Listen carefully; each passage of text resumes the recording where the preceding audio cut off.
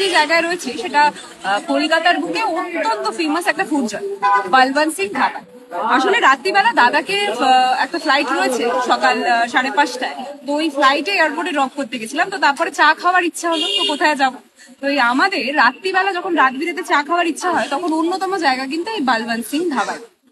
তো এই ভিডিওটা করার একটা বিশেষ কারণ হচ্ছে ভোর 4:30, ঠিক এই সময় ভিডিওটা বানাচ্ছি একটা বিশেষ জিনিস বলার জন্য, যে আমি একজন মেয়ে এবং এই জায়গাটায় ঢোকার পরবর্তীতে যে প্রথম দৃশ্যটা দেখলাম সেটা হচ্ছে 6-7 জন হবে, 6-7 জন মেয়ের একটা গ্রুপ সবে খেয়ে দিয়ে এখান থেকে বেরাচ্ছে, এবং বিলটাও হয়েছিল 1760 টাকা। শুনে আমরাও একটু মুখটা দেখিয়েছিলাম, জানেন তো।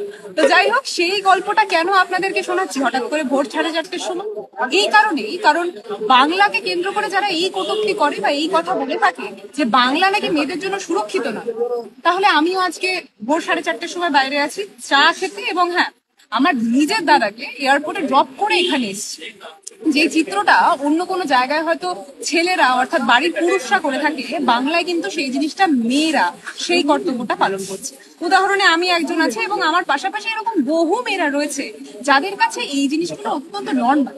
কিন্তু দিন শেষে বিজেপি যে জিনিসটা করার চেষ্টা করছে সেটা হচ্ছে বাংলার গায়ে মহিলাদের জন্য সুরক্ষিত নয় এই তকমাটা লাগানোর চেষ্টা করছে। কারণ কি জানেন, কারণ তারা যখন নিজেকে আয়নাতে দেখে তারা স্পষ্টভাবে এই জিনিসটা জানে যে তাদের রাজ্যগুলো অর্থাৎ বিজেপি শাসিত রাজ্যগুলো কিন্তু মেয়েদের জন্য সুরক্ষিত নয়।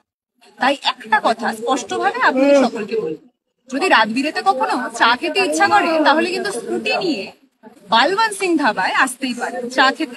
এখানে স্যান্ডউইচটাও ফেমাস, অত্যন্ত প্রিয় আমার বলবন্ত সিং স্পেশাল স্যান্ডউইচ, সেই জিনিসটাও ট্রাই করতে পারি, কোনো ভয় নেই, কারণ এটা বাংলা।